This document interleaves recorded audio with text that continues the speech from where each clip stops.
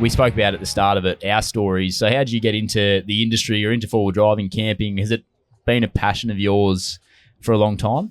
So I actually, when I was 18, the first Land Cruiser I had was an 80 series. Couldn't afford to actually make or buy products for it, so I started making my own products. A lot of long weekends. Had that vehicle for probably 10 years.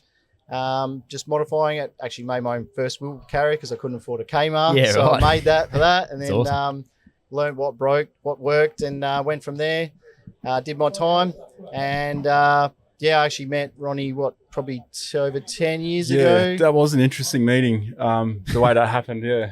And, started working on his car. He was starting out as well, and then, sort of changed directions and went back to full drives just from doing a lot of just sort of everyday vehicles. And then I think you got your dual cab, and that really just transformed. Yeah, that kind of, I think that's when the channel really took off. But I want to touch on how we actually. Yeah, it sounds like it might be an interesting story. So, so when Harry met Sally, no, just kidding.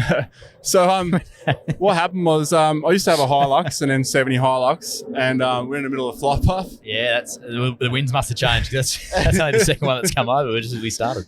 And anyway, so the Hilux I had a steel cable winch, right, and had a remote. So someone was flying a remote control plane around, and it was interfering with my winch controller. And all of a sudden, I'll be in the kitchen because the garage was right near the kitchen. I could hear this, like, what the hell's going on? I open the garage, it's like this stopped, and then I close it, and then this kept happening over the course of a few weeks. And then eventually I caught it and I was like, what's going on? It's bird nesting. And it sort of went around and then in and then out. It was a bloody mess. So I had to pull all the cable out. Now what happened was at the end of your rope, there's a little screw that holds it in. That screw had rattled out at some point.